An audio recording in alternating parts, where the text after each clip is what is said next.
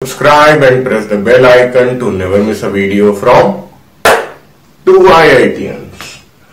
Draw a line segment of length 7.6 centimeter and divide it in the ratio 5:8. Measure the two parts. तो 7.6 है, तो एक scale है, ये बनाया है मैंने, और 7.5 से थोड़ा ज्यादा 7.6 लाइन अपनी बन गई है। स्टेप्स भी साथ साथ में लिख रहे हैं। Draw line segment A B is equal to 7.6 centimetre.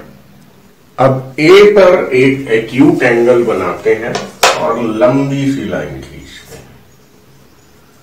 Acute angle मतलब 90 डिग्री से कम। कोशिश करिए कि 30 डिग्री से 60 डिग्री के बीच में हो, तो उससे आप थोड़ा पेपर में कम स्पेस लेंगे। ओके, अब बहुत इंपॉर्टेंट कि हम लोग एंगल देखें। तो ये एंगल है 90 डिग्री से कम, कितना भी हो सकता है। आप ऐसे भी बना सकते थे, थोड़ा सा ऐसे भी बना सकते थे, बट आइडियल यही है। अपने कंपास में आप लीजिए छोटा सा, क्योंकि आगे हमें कितने यूनिट्स जाना है 5:8 में, यानी 5 यूनिट्स ये हो और 8 यूनिट्स ये हो, तो यानी टोटल 13 यूनिट्स तक हमें जाना है। तो 1 2 3 इसी तरह आगे बढ़ते रहेंगे। इस तरह से 13 आर्क्स बराबर डिस्टेंस पे काट ली गई। ड्रॉ एक्यूट एंगल बी ए, और यहां पे नाम दे देते हैं पॉइंट एक्स। ठीक है, on base A B mark the ray A x. तो ये है रे ए एक्स, और ये जो ए बी लेंथ थी ये हमारी थी 7.6 सेंटीमीटर। तो अब हम लोगों ने क्या किया, यहां पर 13 इक्वल डिस्टेंसेस में यूनिट्स मार्कअप कर ली हैं। इनका नाम हम लोग दे देते हैं A1 A2, मतलब इन पॉइंट्स को हम लोग बोल रहे हैं A1 A2 A3, और ये चलता जाएगा A13 तक। Locate 13 points. ये 13 नंबर कहां से आ रहा है, 5 + 8 से। ये बहुत जरूरी नहीं दिखाना। A1 A2 A3 से लेकर 13 तक ऑन द रे AX such that A1 A1 is equal to A1 A2 is equal to A2 A3, और ये सब आपस में बराबर हो A2 13 तक। तो इस तरह से इक्वल सेगमेंट्स वाली बात हम लोगों ने स्टेप्स में लिख दी। Join A13 with B। अब अपना अगला काम है पैरेलल लाइन बनाना। क्या किसके पैरेलल बनेगा, आप देखिए। थोड़ा सा बड़ा आर्क ले लेते हैं, कोई जरूरी नहीं, आप छोटा भी ले सकते थे। जितना बड़ा लेते हैं तो क्लैरिटी ज्यादा आती है। ये इस बार हम लोगों ने A13 पे अपना कंपास रखा, ताकि इसके पैरेलल हम लोग लाइन बना सके। कहां पर, A5 पे।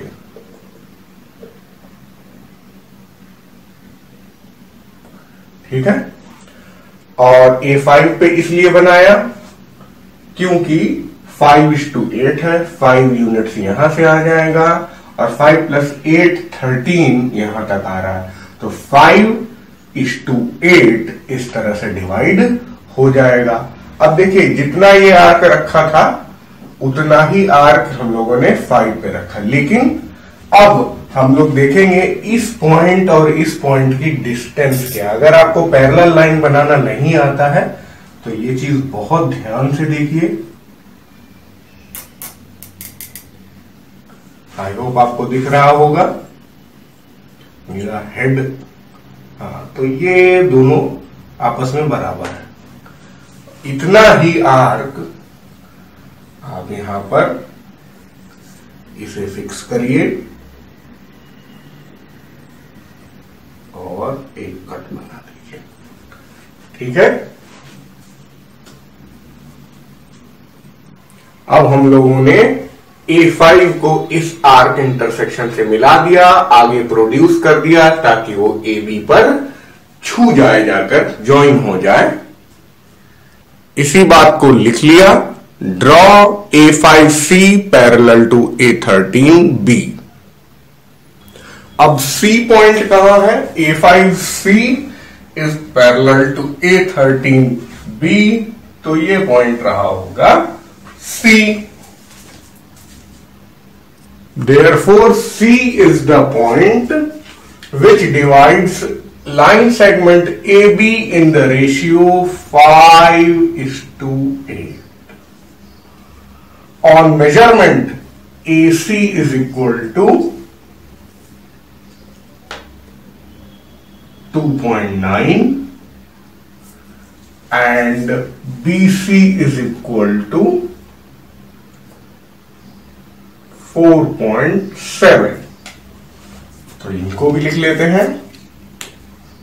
2.9 centimetre, BC is equal to 4.7 centimetre. Exam में बच्चों आप जरूर ध्यान रखिएगा कि ये दोनों का सम जरूर 7.6 आ रहा हो, वरना गड़बड़ हो जाएगा।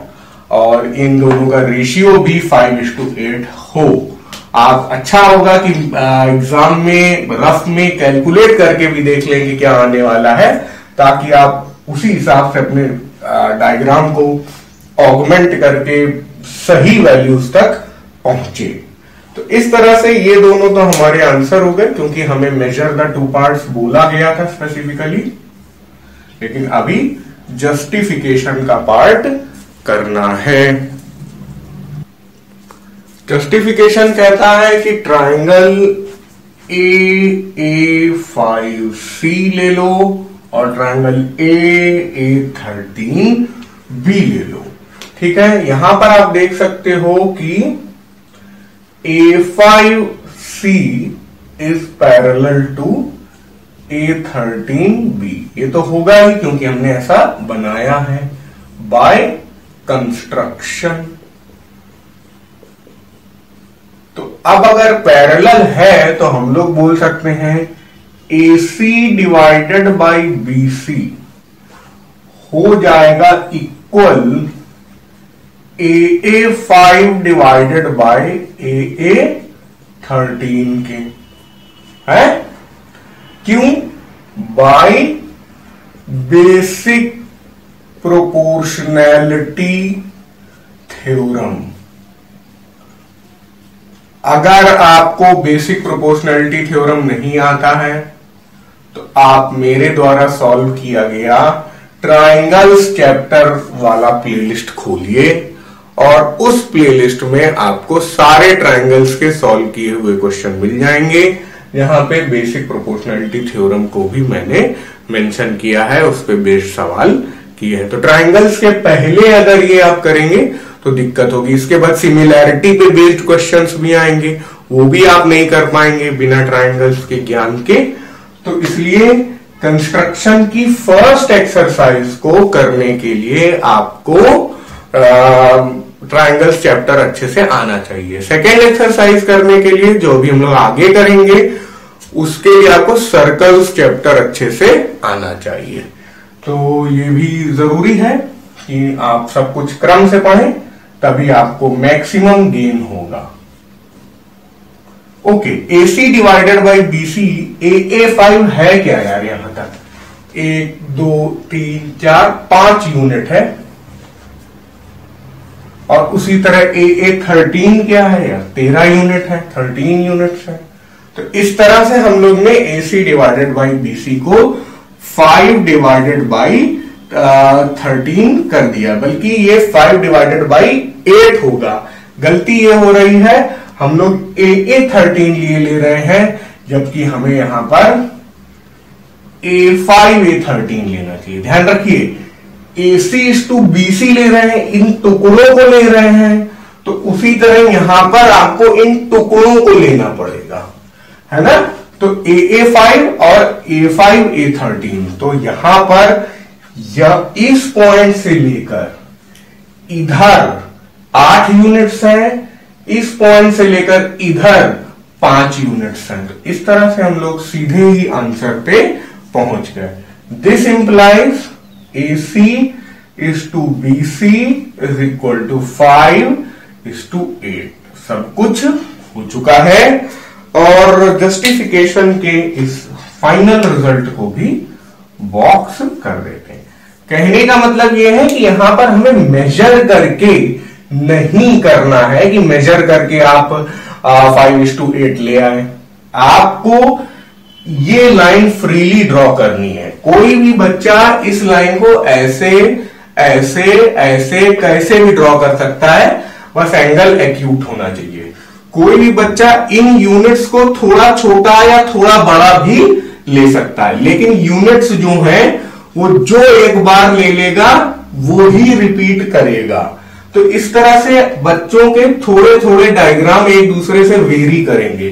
किसी की पैरेलल लाइंस ऐसे बन रही है, किसी की पैरेलल लाइंस ऐसे भी बन सकती, कोई प्रॉब्लम नहीं है। तो इस तरह से हम लोगों ने ये क्वेश्चन समाप्त कर लिया है।